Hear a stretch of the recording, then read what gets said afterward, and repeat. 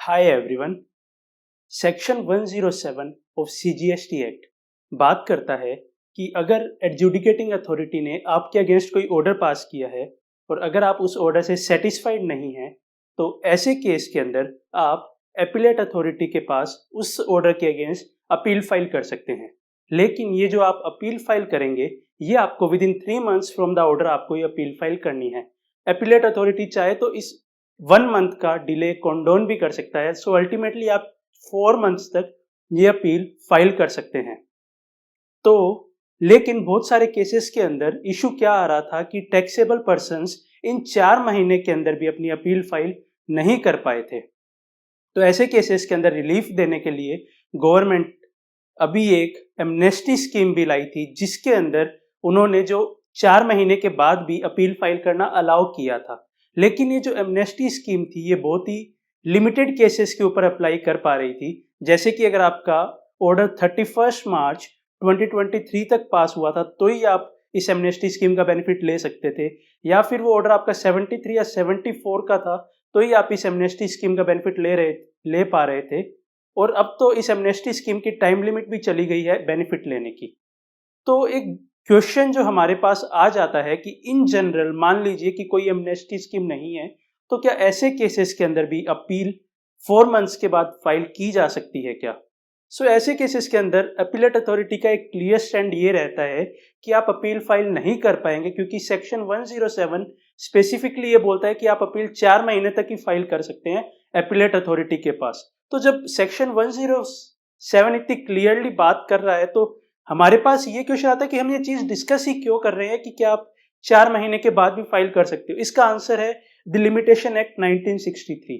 ये एक और एक्ट है जिसके अंदर सेक्शन 5 एक टाइम लिमिट प्रिस्क्राइब करता है, और अगर section 5 of limitation act GST act में भी अप्लाई हो जाता है तो ऐसे केस के अंदर आप अपनी अपील इन 4 महीने के बाद भी फाइल कर पाएंगे। सो बेसिक क्वेश्चन जो अपने पास है कि क्या limitation act section 5 of limitation act क्या जीएसटी एक्ट के ऊपर भी अप्लाई कर जाएगा क्या? इस चीज को समझने के लिए एक रीसेंट जजमेंट जो ऑनरेबल कैलकाटा हाई कोर्ट की तरफ से आया है इन मैटर ऑफ एसके चक्रवर्ती के केस के अंदर, वो हम डिस्कस करते हैं, उससे इंसाइट्स लेते हैं कि क्या लिमिटेशन एक्ट यहाँ पे भी अप्लाई करेगा या नहीं करेगा, क्या हम अपील 4 मंथ्स तक ही फाइल कर सकते हैं या उसके बाद भी फाइल कर सकते हैं। जो काउंसिल थी पेटिशनर की, उनका जो मेन आर्ग्यूमेंट ये था कि सेक्शन 107 कहीं पे भी रेस्ट्रिक्ट नहीं कर रहा है सेक्शन 5 की एप्लीकेबिलिटी, लिमिटेशन एक्ट के सेक्शन 5 की एप्लीकेबिलिटी को। तो ऐसे केस के अंदर limitation act will apply in GST matters also. जो मेन आर्ग्यूमेंट था वो ये था पेटिशनर के काउंसिल की तरफ से। तो पूरे केस लॉ को डिटेल में समझने से पहले हम कुछ फैक्ट समझते हैं और समझते हैं कि इस आर्ग्यूमेंट का बेसिस क्या था। पेटिशनर की तरफ से जो आर्ग्यूमेंट लिया गया उसके बेसिस क्या थे। सबसे पहले जो फैक्ट्स थे वो ये थे कि अप्रैल 19 के अंदर पेटिशनर के अगेंस्ट एक ऑर्डर पास होता है जिसकी अपील वो जाके दिसंबर 19 के अंदर अपील फाइल करता है और वो अपील एडमिट नहीं की जाती, क्योंकि ऑब्वियस ग्राउंड की 4 महीने हो गए, 4 महीने के बाद अपील एंटरटेन नहीं की जाएगी। पेटिशनर जाते हैं हाई कोर्ट ऑफ के पास और सिंगल बेंच जज भी यही डिसीजन दे देती है कि since there is section 107 of GST, also एक सुप्रीम कोर्ट का डिसीजन है in matter of New India assurance company limited. इन दोनों चीजों को देखते हुए सिंगल बेंच जज भी यही डिसीजन दे देती है कि ये अपील एंटरटेन नहीं की जानी चाहिए थी, और जो डिसीजन रेवेन्यू का है वो सही ठहरा दिया। इसके साथ साथ ही हम जब ये केस डिस्कस कर रहे हैं अपना प्रेजेंट केस, इसके अंदर 1-2 केस लो और डिस्कस करते हैं जिनके बेसिस पे ये अपील एडमिट नहीं की जानी चाहिए थी। सबसे पहले जो केस लो अपन डिस्कस करते हैं वो केस लो है असिस्टेंट कमिश्नर काकीनाडा का, जिसके अंदर ये बात कही ऑनरेबल सुप्रीम कोर्ट ने कि अगर कोई स्टैट्यूट है जिसके अंदर एक रेमेडी अवेलेबल है और उस रेमेडी को अवेल करने के लिए एक स्पेसिफाइड टाइम दिया है और उस टाइम के अंदर वो रेमेडी अवेल नहीं की गई, तो ऐसे केस के अंदर जब वो पर्सन अगर हाई कोर्ट्स के पास रिट के लिए भी आ रहा है तो उस रिट को हाई कोर्ट्स को एंटरटेन नहीं करना चाहिए, क्योंकि उन्होंने विद इन ड्यू टाइम जो स्टैट्यूट के अंदर था उन्होंने उस रेमेडी को अवेल नहीं किया। सो एक ये जो डिसीजन है हाई कोर्ट का, सुप्रीम कोर्ट का, वो पेटिशनर के अगेंस्ट है।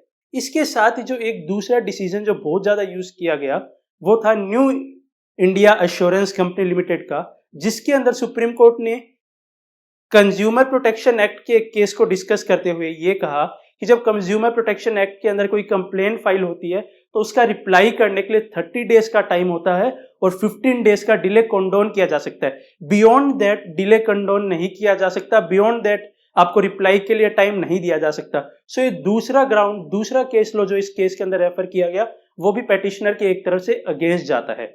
लेकिन अगर अपन लिमिटेशन एक्ट को देखें, लिमिटेशन एक्ट का सेक्शन 29 का सब सेक्शन 2 देखें तो वो बात करता है कि मान लीजिए कोई ऐसा सिनेरियो है जिसके अंदर कोई स्पेशल लॉ या फिर कोई लोकल लॉ के अंदर जो टाइम लिमिट प्रिस्क्राइब्ड है वो डिफरेंट है लिमिटेशन एक्ट के अंदर, लिमिटेशन एक्ट से अलग है।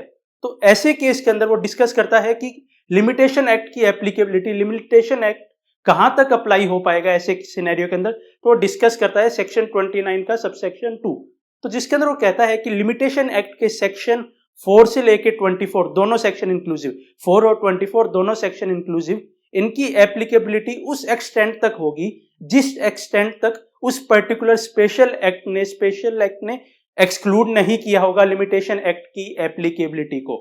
तो इस बात को ध्यान में रखते हुए अगर मैं सेक्शन 107 देखूं जीएसटी एक्ट का, तो जीएसटी एक्ट का सेक्शन 107 कहीं पे भी लिमिटेशन एक्ट की एप्लीकेबिलिटी को एक्सक्लूड नहीं करता है, आइदर डायरेक्टली इनडायरेक्टली कहीं पे भी एक्सक्लूड नहीं करता है लिमिटेशन एक्ट की एप्लीकेबिलिटी को। इसके साथ साथ ही सेक्शन 107 में कहीं पे भी नॉन ऑब्स्टेनेबल क्लॉज से स्टार्ट नहीं है, notwithstanding section 29(2) of limitation act नहीं है। तो ये सीधा कहा जाता है कि एक्सक्लूड नहीं कर रहा है लिमिटेशन एक्ट को सेक्शन 107, और 29(2) की लाइट में अगर इसे देखा जाए तो लिमिटेशन एक्ट यहां पे भी अप्लाई होगा।